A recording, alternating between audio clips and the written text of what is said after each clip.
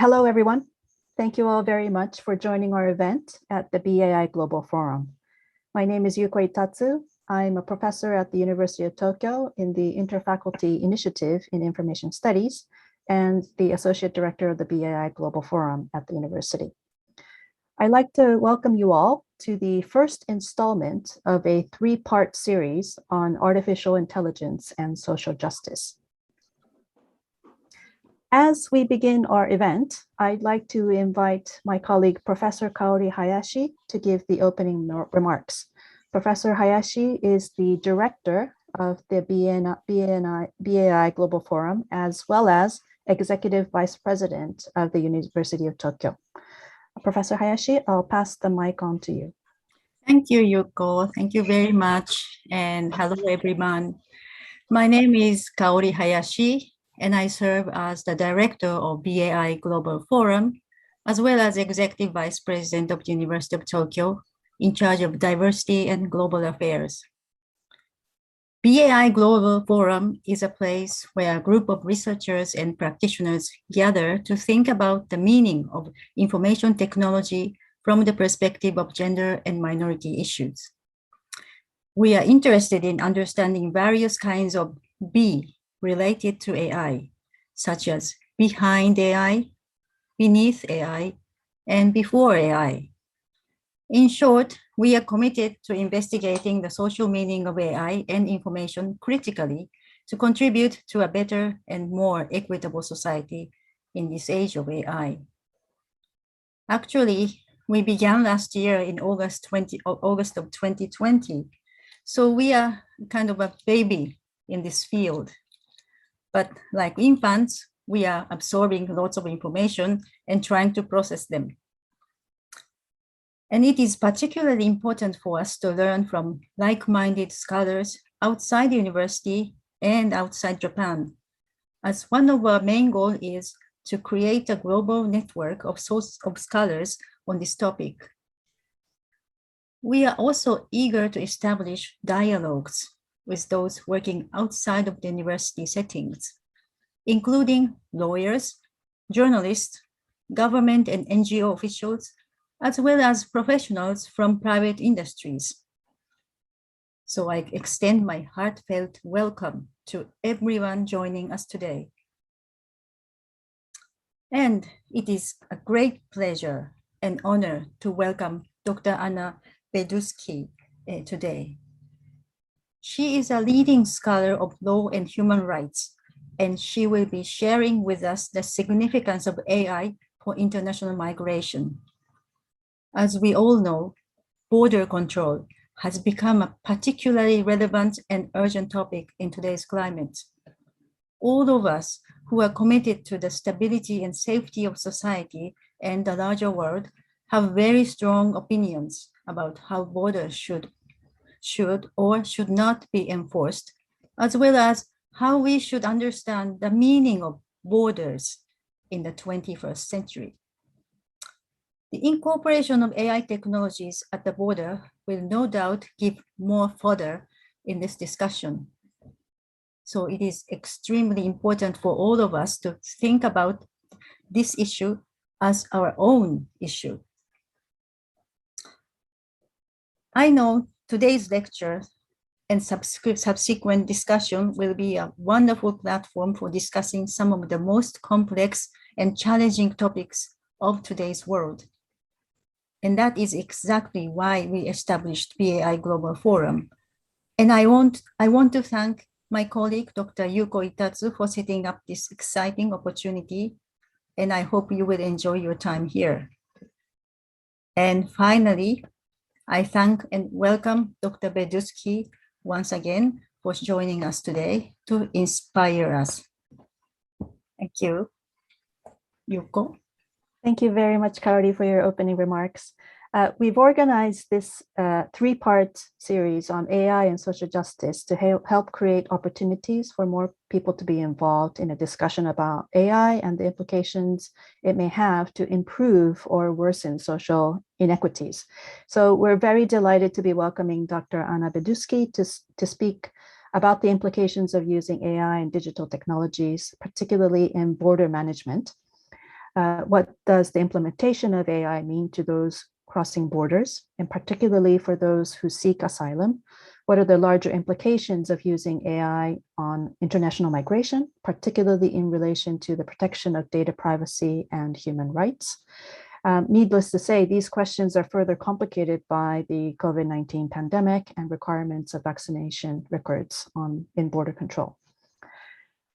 Dr.Ana Beduschi is an associate professor of law at the University of Exeter in the UK and a senior research fellow at the Geneva Academy of International Humanitarian Law and Human Rights in Switzerland.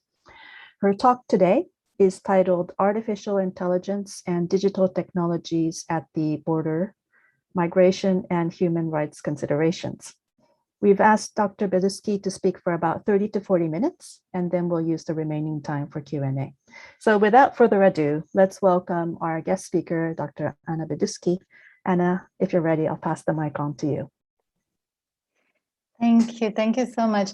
I'm going to start by thanking Professor Itatsu, but also Professor Hayashi for the kind invitation. I'm really pleased to be here today to be able to talk to you about a subject that is very dear to my research. I'm going to start by sharing my screen. I have a few slides, so let's hope it will all work. I hope you can all see that. Okay. Yes, we can see, yes. Great. So yeah, I'm going to be talking about this topic that is very much at the heart of my research in this area on artificial intelligence and digital technologies at the border, combining aspects of migration and human rights. So to give you an outline, an overview of what we're going to be looking at today during this lecture, after a brief introduction and a reminder of a few definitions and concepts, we're going to explore main issues on this topic, but also some potential mitigation strategies that we could put forward to think about how to create AI and to implement AI and digital technologies in this field. After that, we're going to be having a look at the new challenges and future of migration. And obviously, I'll be very happy to engage with the audience during the Q&A and looking very much forward to it.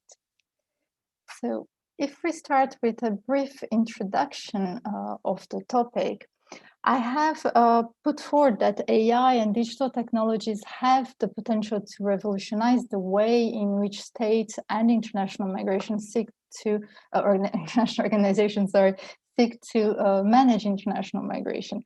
I have put that forward in an article a year ago or a year and a half ago, and that's something that since I started doing research in this area, which dates a little bit further back in the past, things have just continued to accelerate. And I think there is an increased use of digital technologies and artificial intelligence, AI technologies as well, in the context of border and in the context of managing international migration. We have a few examples that I could give you. So, for instance, the use of technologies for identity and origin checks at border, for example, but more broadly. Also border security and control, which has been accelerated in a way. The use of digital technologies has been accelerated in this context in the recent years. And we also see very many uses of AI technologies for analysis of data about visa and asylum applications. That's quite something that, if we step back and think, it's quite unexpected type of turn of events. AI technologies and other digital technologies and emerging technologies are very much present in our daily lives, isn't it? I'm pretty much sure that everyone in the audience today has a mobile phone that has some applications that are powered by AI and have been using technology in our daily lives. So why not? In the context of migration, there are many other sectors that have been using AI and digital technologies to streamline, for example, repetitive tasks that require a vast amount of documentation that would be examined, So that would be interesting to have artificial intelligence technologies and other digital technologies deployed in this field. That's the case as well in the field of migration and border and controls and security.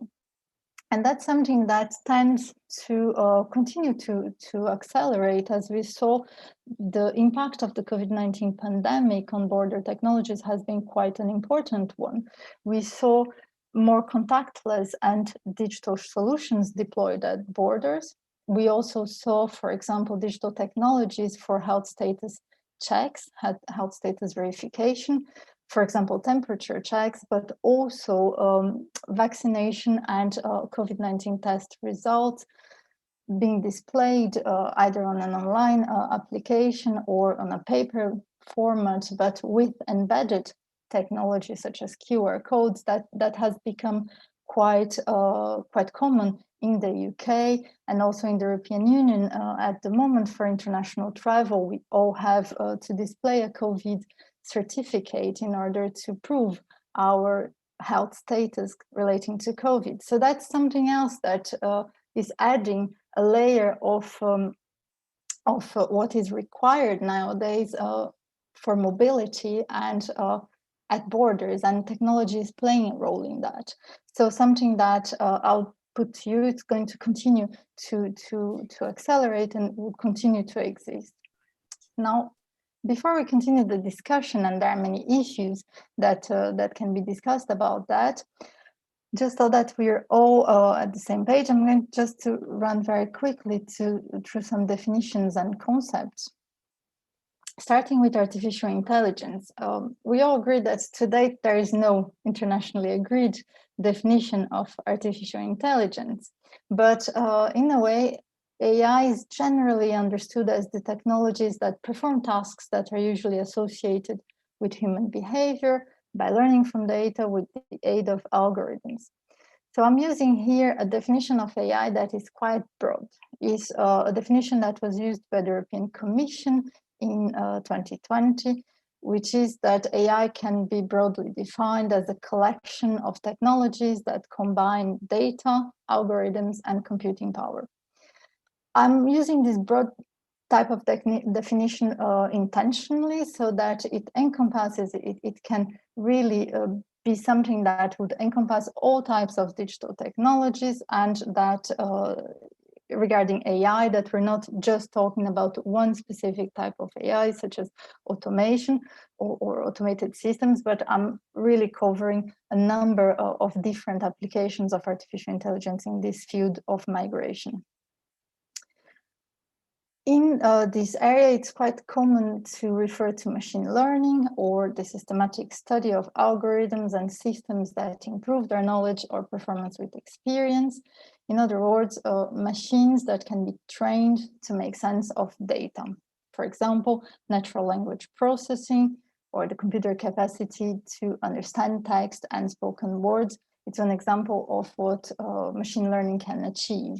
And so I might be referring to machine learning algorithms throughout this lecture, but I might also be referring to deep learning, which is a subset of machine learning and a technique that is learning to imitate the functioning of human brain and is increasingly being relied on for image and face recognition, which is quite important in the migration context.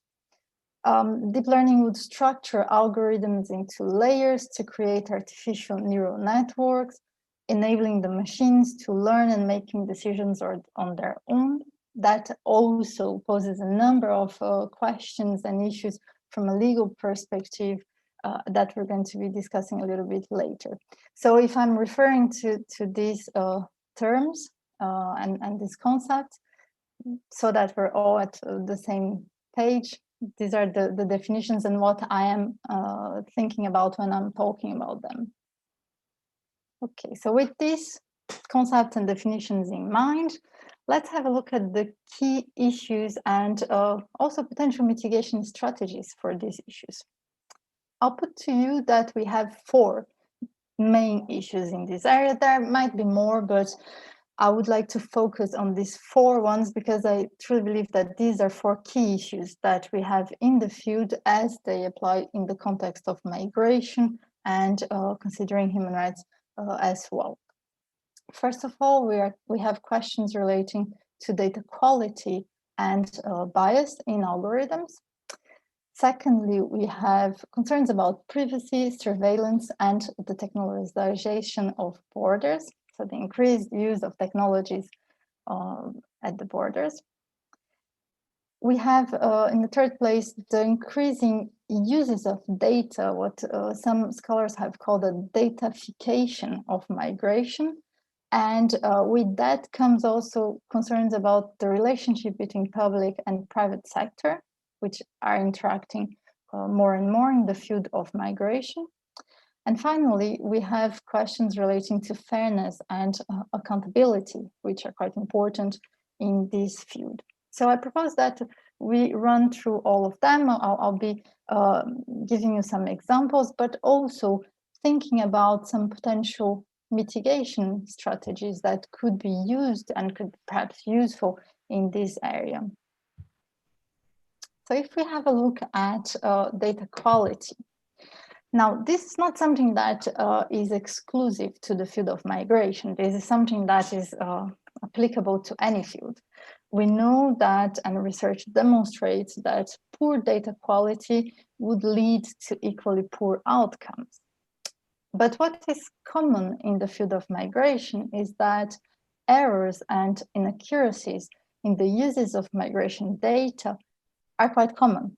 And that's something that is quite concerning for the field of migration. If we know, and research again demonstrates, that we have quite common mistakes in data sets concerning migration. To give you an example, it seems that it's quite common to have the number of individuals crossing borders conflated with migration estimates. You may think, well, why is that important? It can be important if we're conflating the number of individuals crossing and thinking that without really calculating it correctly, the same individual may be crossing the same border several times, right? And so if we don't calculate it correctly, we can conflate this estimate of migration with the number of individuals crossing borders. So we could have mistakes in the data set. Now, imagine that the mistakes and these inaccuracies would be carried forward because outdated or wrong information would be maintained in the data sets that are used to train AI algorithms. For example, if we're thinking about using an AI system to predict, to analyze this data, make inferences and predict, for example, the next inflows, next movement of migrants, where it's going to be, when it's going to be. So predict, that's an idea that has been put forward by many scholars, predict the so-called next migration crisis. That would be fantastic from a perspective of logistics and organization from states and international organizations. It would be making them have a little bit of advance warning and be able to prepare themselves better. I would trust preparing to comply with their obligations under international human rights law, such as providing adequate reception conditions for individuals. Now, if this AI system would be trained with data that is inaccurate, maybe the prediction would also be inaccurate. And so potentially we would be thinking about a system that will not be effective in forecasting or predicting this type of large influx of people. So that's something to take into account. Some mitigation strategies that we could think about would be raising the awareness about data quality issues, and that from an interdisciplinary perspective.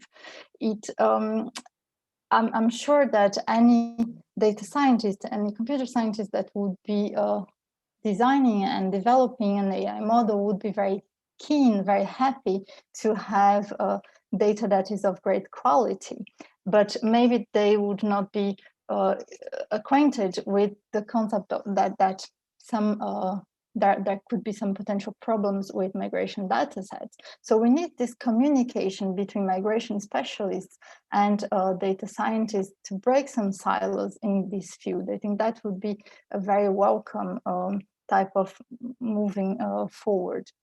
And also proactively correcting errors and inaccuracies in the data sets for those that have these data sets, that could be international organizations or states that have agencies that are collecting and storing this data. So some suggestions here that could improve the situation on the ground. Now, relating to also the quality of data, there is a problem that is a little bit more entrenched in our societies, which is bias. So algorithmic bias may indeed permeate the design and the development of AI systems, as the systems can reflect the biases of their human designers and developers. And as humans, we all have a number of biases, a number of preconceived opinions and judgments that, in this case, could turn into being reflected in AI systems. The problem is, especially from a legal perspective, that once deployed, any AI system that would contain this bias could lead into unlawful discrimination, for example, on the grounds of race. So let's have a look at an example. This is an example coming from a very interesting research on gender shades. You have the details here on the slide, in which the researchers found that commercially available facial recognition algorithms performed less accurately due to probably a lack of diversity in the data sets when trying to recognize women with darker skin types.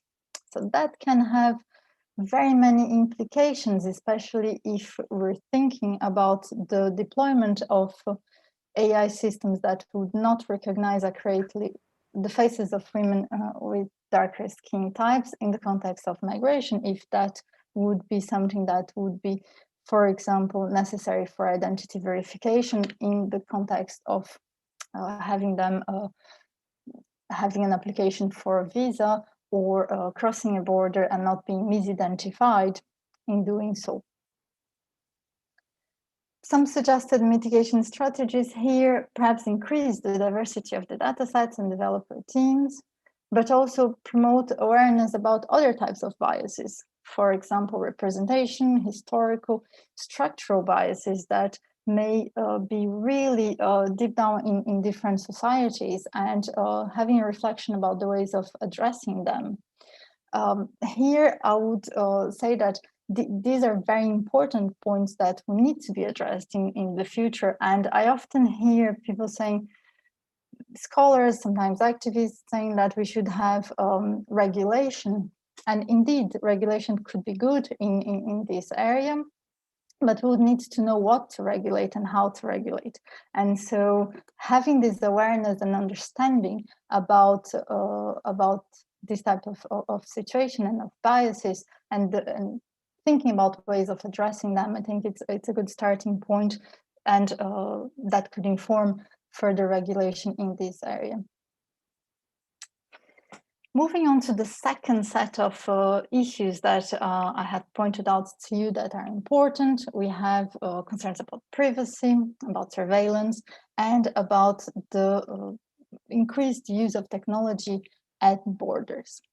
So from the data privacy perspective, it is important to think about it in many aspects, and one of the key ones is whether we're going to be exposing populations to data privacy and security breaches of their personal information, which in the context of migration can have very important consequences, as individuals may already be in a situation of vulnerability, especially if they are fleeing conflict or persecution in the case of asylum seekers. So it's quite important to think about data privacy and security as a part of the protection of the rights of these individuals and an integral part of this protection. Another point that is quite common and an issue of concern in this area is the lack of fully informed and unambiguous consent or another legal basis to process personal information. And that's something that is quite important in this field, again, due to the power imbalance that we may have between states and migrants and international organizations operating in the field and migrants themselves. We see that there is increased uses of digital technologies also for surveillance. Now, per se, that can be justified, and it may be useful for states to have surveillance for other reasons, for national security reasons, for example, but still these need to be not done in an arbitrary fashion. So surveillance should not become an arbitrary type of abuse or violation of individuals' privacy. So that needs to be done within the scope of the existing international human rights law instruments that provide for exceptions in the application of the rights to data privacy, but in a way that is orderly, in a way that follows the principles and the main points on legality, proportionality, and necessity. So it's very important that this is not done in an arbitrary fashion. And finally, there are potential risks of over-reliance on not yet accurate digital technologies, which is a practical issue that can have many legal implications. Again, if we think about the aspect of facial recognition technologies that are not yet accurate to identify and to proceed with identity verification of individuals with certain characteristics that can lead to unlawful discrimination, and that's potentially something that over-relying on that would not be something that I would suggest would be a good way forward. So a few examples in this field. I'll just say that we have been seeing more and more, especially in Europe, of what some scholars have called an increased technological experimentation in the migration and humanitarian context with, for example, AI-powered drones, virtual borders, and increased surveillance of migrants, especially those that are in camps and in situations of precarity at the borders, the external borders of the European Union, for example. Some suggested mitigation strategies to try to balance out not just point out what are the issues, what are the problems, but also try to think about ways forward. Again, I think here we could be thinking about raising awareness and understanding of these issues amongst key stakeholders, so states, international organizations, and people operating in the field. Questioning the added value of technologies and instances where the benefits may not clearly outweigh the risks. There are a number of situations where we might have a technology that could be applicable to the field, but we should be questioning, and by we I mean those decision makers should be questioning whether it is a good idea to implement, to deploy these technologies, and whether the risks are not greater than the benefits. But also establishing data privacy-centered and human rights-based approach to the uses of technologies on AI and in migration. I think that would be quite important going forward as we continue to evolve in a context that is very complex and where different legal regimes apply, and states have obligations, international organizations may have obligations in this field, so it's important to look into that. Moving on to the third set of issues that I pointed out to you, we have here two main points that I wanted to make, one on the datafication of migration and one on the public-private sector interactions. By datafication, I mean this increasing collection and processing of different types of data and the reliance on this data in the field of migration. We have seen that for a while, not only at the borders, but migration management in general, and that follows the growing state investment in software and information management systems for migration management and border surveillance. Per se, that's not a problem. There will be a problem if it's linked to any of the other issues that we have already talked about, relating to data protection and privacy, and also relating to the quality of these data sets and how this data is being collected, where is it being stored, who has access to this data, and for which purposes, and so on. And that is where these interactions with the private sector might become complicated, as we would have more and more private sector technology companies that are increasingly important in this field, either because they develop and design and develop the AI systems, or because they would be used for the processing of data. And so that's something that needs to be thought through as well in this field of migration, because again, we have data about the population that is potentially quite vulnerable. Examples of what could maybe go wrong is if we have a lack of cybersecure storage of personal information about individuals, that would then lead to the identification of vulnerable individuals and populations, and that could expose them to persecution, violence, and risks for their lives. We're seeing that as we speak with the situation and the conflict situation, and in Afghanistan, where we know that that may be a problem for individuals that are present there, especially women and girls that have had their biometric data collected in the context of their digital identity systems. So it's something that we need to think about, and especially international organizations that were known in the past for storing personal information of quite vulnerable asylum seekers or migrants in conditions that were not cyber secure. So that's an integral part of the thinking in this area as well, and the protection of the rights of these individuals. Some suggested mitigation strategies here, well, some obvious ones, like have a good data management strategy in place, which is something that organizations should be, and states should be striving to have.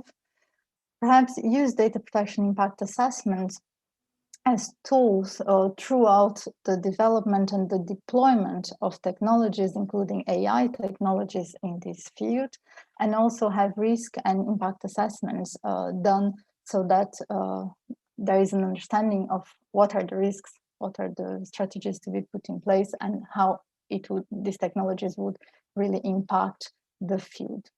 So just some suggestions here. And moving on to the fourth type of issues, I hope you're still with me, and it's not too much information. I'm very happy to unpack and continue talking about that during the Q&A.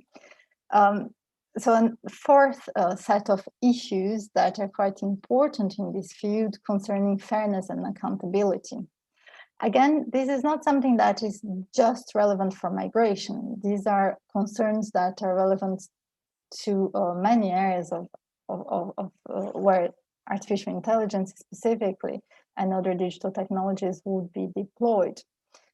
Specifically for artificial intelligence, the unpredictability and the opacity in certain AI algorithms may be concerning, especially those that would not be auditable, that would be behind a black box, or those that even if we could audit them, we would not understand how they would be reaching a number of decisions that would relate to, for example, deep learning techniques in which the systems would be almost thinking by themselves in a way. So that would be having a consequence on the legal side, especially for individuals that would want to obtain redress from that. And together with these concerns, we have the concern concerning automation bias, which is this characteristic that all of us as human beings, we have to tend to believe or follow the instructions that a machine would give, for example, a risk score. even if we have reasons to believe that there might be some mistakes with that. So that's this sort of automation bias where we are going to probably follow the results provided by a machine, whereas deep down we might think that we should have been deciding in a different way, but we would say, wow, that's the information that I got. And so I would put to you that it's possible to question whether the reliance on opaque AI algorithms combined with the persistence of automation bias may excessively influence decision making, thus compromising the fairness of the process. As we know, fairness in a procedural manner entails that the decision maker do not have influences from any of the parties into a procedural dispute. So here we could think that because of the opacity in AI algorithms, certain of them, and also if we couple that with the persistence of automation bias, there could be problems with fairness. And also problems for the individuals that may face important difficulties in obtaining redress in case of violations of their rights. First of all, because they would probably not even know that that was a problem, and that there was a problem with the AI system that supported a decision made, for example, in the context of their visa application that was denied. They might, these individuals might not even know, and might not be able to obtain redress if they don't know about that. So that means that we need to have perhaps a system in which we have more accountability for, and these are one of these suggested mitigation strategies. So starting with raising awareness about automation bias in human beings, improving perhaps the auditability of AI systems when it can be done, and also accountability for their deployment, which is an important step here, and would open a number of questions about responsibility and liability regimes, depending on the situation that would be at stake. And then refraining from over-relying on AI systems for decision-making in migration, which I think is a sensible way forward, especially with proprietary types of AI systems where the opacity may be quite important. So I would put forward to decision makers that can be a sensible way to proceed, even though we can leverage the uses of AI and the benefits of AI systems and other digital technologies, but balance that out with the potential addressing the risks. And in certain areas, it might be wiser to not over-rely on such systems for decision-making in the migration field, again, due to this power imbalance that we have in the field. So these are for the key issues, and it's a number of them. I hope that it gave you a good overview of them, and I'll be very happy to discuss in more details later on. Now, so these were the issues that we see already, right? So something that is already there, and that there is research to inform that, and that we can discuss. Now I would like to think about a little bit looking into the future and the new challenges that we may have for the future of migration. And here I would put to you that we have perhaps three types of challenges that at the moment seem to me to be quite important, and areas that we should be looking at if we're thinking about migration and technology, including AI in this field. So the first of them relates to pandemics and health crisis, and how digital technology and technology informing health status related restrictions on migration and mobility would continue to operate. This relates in particular to what we're already witnessing concerning the COVID-19 pandemic. As I was saying to you a while ago in the very beginning, we saw an increased use of digital technologies during the pandemic, for example, contact tracing digital technologies, but also, and that's something that is also part of my research, one of my research projects that I am leading at the moment on COVID status related health status certificates. We see that to a certain degree, it's becoming quite common. And there is a consensus that these certificates, meaning that we would have an application on a mobile phone, on a smartphone, that we would use to display our vaccination records, but also COVID-19 test results, or a certificate that one has recovered from the disease. And also this could be done in a paper-based format, but with embedded digital technologies such as QR codes. So that's becoming very common, especially I can speak for the context of the European Union and the UK. That's becoming very common, and there is a growing consensus internationally that for international mobility and travel, that would become something very, very common. Now, the question is, would that be a feature of the pandemic only? And many, including myself, have argued that perhaps that would be a good idea to contain the uses of these digital technologies to the pandemic only, because they're quite invasive of one's privacy, and they may restrict or at the same time allow for freedom of movement. So they will restrict the movement of those that would not have the good status relating to their health, but allow at the same time movement of those that would have. And that in a global world and a global and interconnected world can be quite complex, especially if we think that the vaccination rates are quite low in a number of global south countries, which would then reduce the mobility of these individuals and would also reduce their ability to take up on migratory routes that would be otherwise open to them, like regular migratory routes, going somewhere for a job, for studying, and so on. So it's something that perhaps it should be contained to the scope of the pandemic and should be discontinued once the WHO, the World Health Organization, would declare that the pandemic is not anymore a cause of international concern. However, once this infrastructure would be in place, and it's already in place in certain countries around the world, there will be a tendency of using that for other reasons. So we can already see a use case for these digital technologies, whereby we would have all our healthcare perhaps in a digital wallet inside our mobile phones.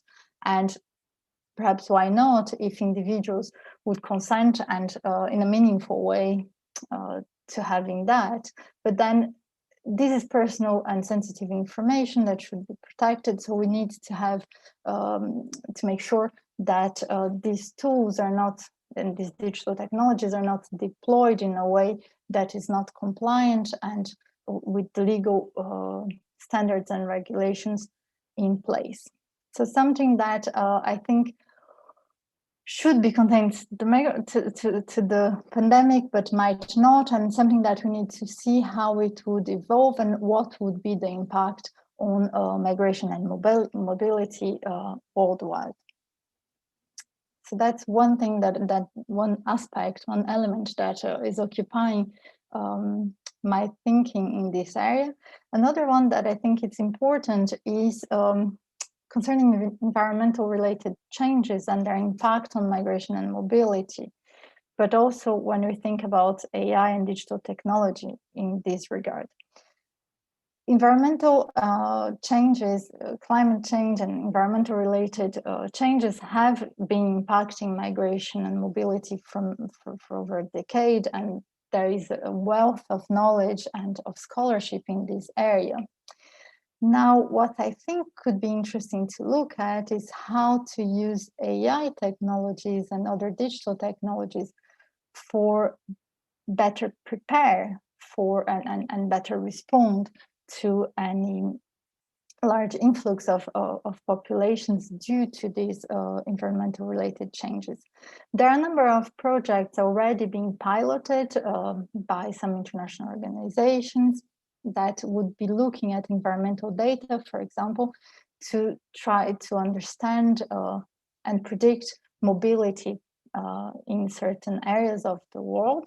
And I think that's something that would probably be very helpful for states, for international organizations, again, if they want to be preparing and better responding to the challenges that these perhaps greater influxes and mobility of people might entail for their policies, and hopefully in a way that would be compliant with their international human rights law obligations, meaning that they would be providing for better conditions or reception conditions for individuals that would be moving and migrating due to environmental related changes. A third area that I think it's very important to think about when we're thinking about migration is the impact of digital technologies and the future of work and how they relate to migration trends, long-term migration trends and mobility. So here again, it's something that we have been witnessing for a while, and there are a number of scholars that have pointed out to the changes in the way in which we're going to be working in societies that are increasingly relying on digital technologies for example, for automating some processes. I'm thinking about the agricultural domain, where we have more and more of an automation of certain tasks, but also in many other areas. And that can have an impact on the need for migrant workers. And the need for migrant workers means that it would have an impact on these migratory trends and where people would want to be going to take up jobs, and how these would then impact a number of other aspects on economies and on the host, but also the origin countries of these migrants and so on. So this is also an area that may be very worth looking into at the moment, as the impact of digital technologies would be progressively more important in the field of migration and mobility. Well, with that in mind, I have put here a few reading materials for you. I'm very happy to share the slides with the organization, with the BAI team, and very happy for you to get in touch if you need anything in the future. I would be very happy to take questions and discuss with you. And for now, just thank you very much for your attention. Thank you. Thank you very much, Dr. Beduschi. That was very informative and very insightful. Thank you. And I'll let everybody go. Thank you very much. Stay safe and goodbye. Thank you. Thank you so much for inviting and for all the participants. Thank you so much. Thank you very much. Thank you. Thank you. Bye-bye.